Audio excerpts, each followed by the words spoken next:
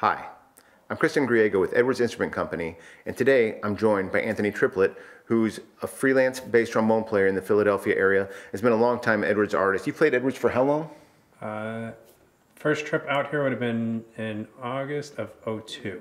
So a long time. I started here in 1998, so 4 years after that, you made the trip up here. And at that point, where were you at? I grew up in Michigan, so I was living in Michigan at that time, and it was just before I was going to start my undergraduate work in Chicago. Oh, fantastic. So you did your undergraduate in Chicago. Where was that At Vandercook College. And then? And then I moved on to Bowling Green State University in Ohio. Wow. And so after Bowling Green, you decided to make a short trip? Short trip all the way out to the East Coast and moved out to Philadelphia. Kind of thought I could make a mark there and moved out that way. So working with Anthony over the past, it's a long time, 21 years, we've been able to get to know each other. And after college, it's always interesting to watch people and see how they develop as players and performers. You've predominantly become you do a lot of musicals. Yeah. And you do teaching in studios. Yep. Well, excuse me, he has his own studio out there. And do you want to talk a little bit about what kind of work the musicals are first? So the musicals range from like kind of a orchestral style playing all the way to something like more like a horn band or a horn section type of stuff. So it definitely requires a lot of versatility. So you go from small bore to large bore to bass trombone in a given month. And then sometimes I have to slide down to tuba depending on, if the book calls for. So that's one thing I like to focus on, because people come in and they talk to me, I'm going to be X, whatever that is. I'm going to be a jazz musician. I'm going to be a commercial. I'm going to be, I'm like, okay, well, you never know when the phone rings and what they're going to ask. I've had bass trombone players from New York City call and say, hey, I got this opportunity to play small bore and I need a small bore. We'll throw something together real quick, because you never know the gig. And if they call, my first call in Milwaukee was for bass trombone. And at the time I was orchestral tenor player. And so I was like, they're like, will you play bass trombone? I was like, sure. And that's how I got my first job. And then from that job, I was able to then branch out and start playing some tenor work. And I got a little bit of everything, like you're doing. Yeah. And so being a freelance musician, you kind of have your eggs in a lot of different baskets. Yeah, a little. I mean, I would say, if looking at like my breakdown of work, I'm probably about 50-50, where teaching and playing, and it comes and goes. Sometimes it's way more teaching heavy. Sometimes it's a little bit more performance heavy, and some of the students will I'll reshuffle some schedules, and maybe I have fewer students at that time frame. Coming out of, pandemic kind of stuff, we are still, I'm pretty teaching heavy, which is nice because you get to spend a lot of time with young students and develop the future of trombone playing. That we are producing the next set of artists and audience members for music. Now, over lunch, you made the interesting, we were having a conversation. You said you tried to not have competition drive your studio, and you teach them to enjoy music and play. Can you talk a little bit about this subject? Yeah, so I think, when you sit in a section, it's not about if you're better than the person that you're sitting next to. It's about working with that person, collaboration. And so I just feel like from the beginning, if we can teach more about collaboration as opposed to winning the audition, we're going to play better music. And in turn, everybody's going to become a better trombone player. And a lot of times people are great at winning the audition, but then struggle with the level of just being a professional. And so I think what you're talking about is actually teaching professionalism at a very young age. Right, from the get-go. So instead of saying you're this or you're that, yeah, I think that's brilliant, actually. I think that's very smart. And I've always told my daughter that you can't win at music. You can't. No, because how do you measure it? Right. And so you have to get personal satisfaction out of performing, and then knowing that the audience is getting the same thing. Well, and you can't dictate what the audience is going to perceive. You might feel like you just gave your best performance, and maybe the audience doesn't. Yeah. And so you just have to present your art and let them take what they want from it. I think that's fantastic. So why did you come up to Elkhorn? Or over to Elkhorn, I should say. Well, it is, I think it's up as well. A little bit? Yeah, it's over and up. So I was having some, not to like air my issues, but I was having some bass trombone issues, some ergonomic comfort, and then also just some stuff just not feeling right.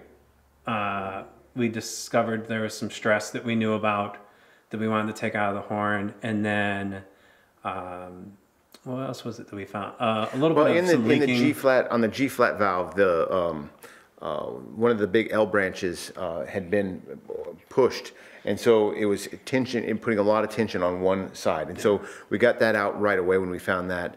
And then in the top plate, we had we tightened up right where the pin goes to seal that better and get the feel, the compression feeling better on the face because of that. Yeah, and then we did some tenor work as well because I had a tenor out for some repair.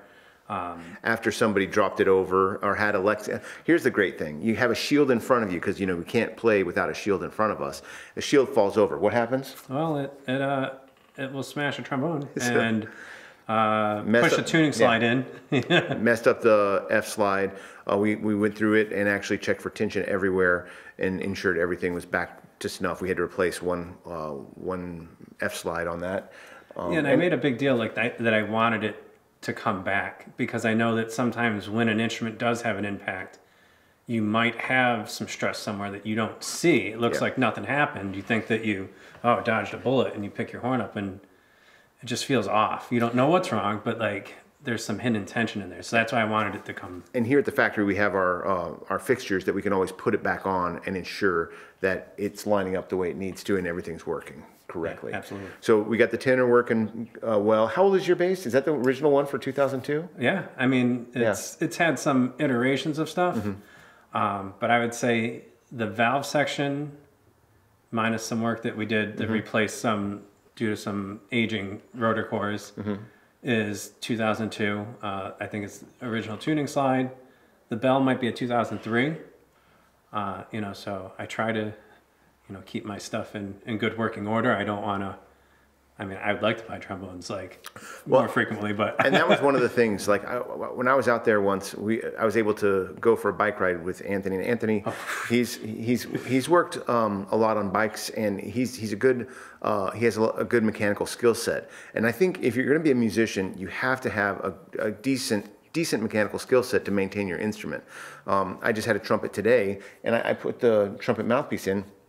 And there was so much grime and stuff in the receiver, I couldn't even seal the mouthpiece. I mean, it was just and the third slide was non-existent. It literally wasn't on the horn. So you need to pay attention to the small things along the road of your career so that it doesn't get to a point where it's just done. Well, I always find it's fascinating. I don't know if instrument-wise. Yeah. Well, I mean, but if you ever talk to a mechanic, a lot of mechanics are often replacing sockets and whatnot because as you take bolts off, sockets wear, and so all of a sudden your fit is not as tight, and then you start stripping things because you start slipping, off, right? And I feel like us as musicians need to do the same thing. Like we need to keep our instruments in good working order. Yeah. There's definitely something to be said about the age of an instrument. Because there's a lot of people that love to play a vintage horn. Because the sound or this bell or, a certain era of an instrument. But if it's not properly maintained, it's just... Oh, yeah, I just bought a Con 60 bass, and it's got a stuck F slide, and so I'm working patiently on it because it's a very thin wall, and I'll get it. And there's a little leakage in the valve on that, too. So, yes, there are some interesting things about that instrument. I'm going to be doing a video on that later. But with that comes... There's always something residual with vintage instruments. They're never 100% where you would have a modern instrument in a lot of ways. And they may play incredibly, but you're going to have some leakage. You're going to be... everything affects everything. Yes. I think you've told me that before. There's pros and cons. I mean, I think bass trombone players learn this a lot. These bass trombone players that want these big, huge sounds. And they start playing bigger mouthpieces or bigger valves. You have this big, huge sound, but then you lose clarity in the upper range. So you have to pick your battles. Like on a vintage horn, you have this. On a modern horn, you have that, like, so. Right. Yeah. So yeah, I think it's well said. Now, talk to me a little bit about your mouthpiece journey. You've played a lot of different ones over the years, and right now you're a Hammond artist. And with the Hammond, now you try everything in the marketplace, don't you? Yeah, I mean, I am slow to change. I'm definitely you know, I'll talk about it a lot, and then I might play something. I tend to not have quick reaction to stuff. I'll put something in the horn, and I think everything feels pretty good when I play it like quickly, but I need like a week. Yeah. And then all of a sudden I start to find out, oh, it does the same thing as the other one was doing, but it's harder for me to get there. Or it will just not work after like I think it's the silver bullet, and then it's not. Well, and that's really smart. I've always said, try things, but then go back. Try it in your environment. Try it with your people next to you, and see how it's blending, how it's working, how it's projecting, how it's not projecting, how it's resonating, and figure things out. And you don't have to 100% commit when you get something right up front. But then also don't be hasty. I see a lot of things on Facebook Marketplace. Test it for 15 minutes. Huh? That's it, huh?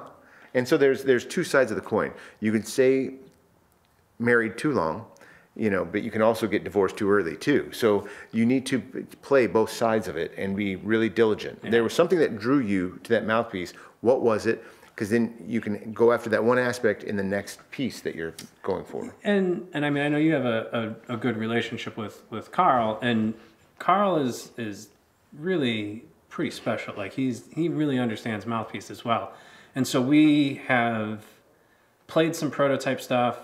We tweaked some things off of like a stock model. And even like we thought we were going the right way. Last night I went down to see him, and I played some stuff, and it just confirmed that the mouthpiece that was my go-to mouthpiece was the one he picked out. Which even after adjusting some stuff. Yeah, which is fantastic to still reaffirm where you're at is where you're at. And then you have confidence going forward. And that's the biggest thing, is having the confidence when you're playing to know what you're delivering is what's right for you. Yeah. And knowing that what I'm perceiving as the best from behind the bell is that, you know, somebody in front of the bell that is not me, you know, an unbiased opinion can say like, yeah, that's the one that I like as well, and we agree. So then we're in a good place. You know, we haven't seen each other since COVID. No. So 2018 or 19? Probably 18. I think probably would have been the last trip out here. So yeah, it's been. I mean, yeah, and so I think it's good. Like on this trip, Anthony was able to reaffirm that his mouthpiece was correct, and then go through his tenor, reaffirm that that was correct, and repair was done correctly. Everything is up to snuff. That's playing great, and then his bass. So you have to take time every 3 or 4 years to go to your person, whoever that be, whether it's repair tech at Landry's Brass or Virtuosity or one of the music stores that's in your region that you trust and you know they have good ears and they're a good repair tech. Or have somebody on speed dial like myself or Carl that can listen and then help you out to help you further your music.